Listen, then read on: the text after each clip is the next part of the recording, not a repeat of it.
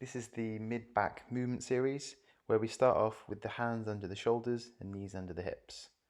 Trying to exaggerate movement of the shoulder blades, bringing the shoulder blades together and then spreading them apart and creating a curve in the spine as much as we can. You'll notice that also at this point the pelvis is tucked under and then the pelvis is tucked in at that point. So we're trying to get whole body movement to exaggerate the movement through that mid-back. We can then take one arm and reach under and around for a number of repetitions on either side. We can also then change the angle at which we reach. So instead of reaching straight under, as I'm showing here, we could also go on a slight upwards angle or also on a slight downwards angle if we would rather, as shown here, just to get a different kind of movement, different kind of stretch on different tissues. Again, we're not holding the movement. This is meant to be a movement rather than a stretch so that we get some better health through the joints. We can then try and twist the spine side to side. So I'm trying to bring the neck and the hip together on the same side, which takes a little bit of getting used to, but is really important to get that side to side motion through that rib cage.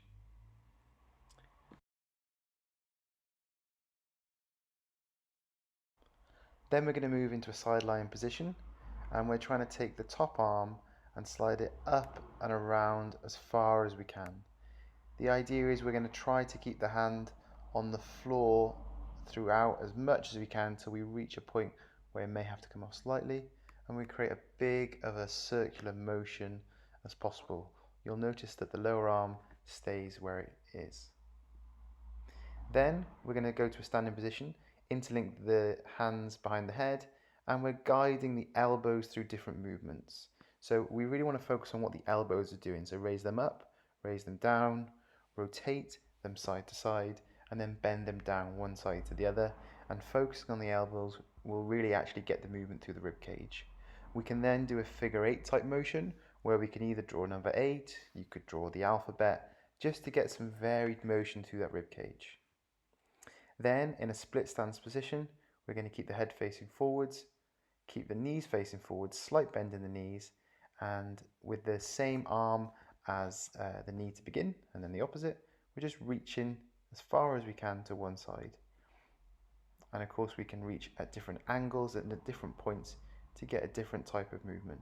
So just a nice way to finish off this routine. Repeat the movements for in total around 10 to 15 minutes.